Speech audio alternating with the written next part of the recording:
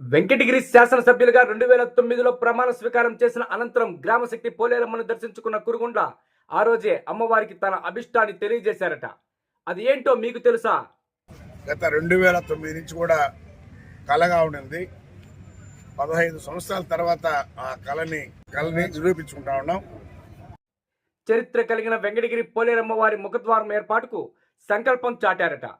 నాటి సంకల్పానికి నేడు నాంది పలికారు. 15 సంవత్సరాల నాటి తన కళ నేటికి నెరవేరబోతుందని ఆయన ఆనందం వ్యక్తం చేశారు. అప్పటి నుండి ఆయన కళ నెరవేరేందుకు 15 సంవత్సరాలు పట్టిందట.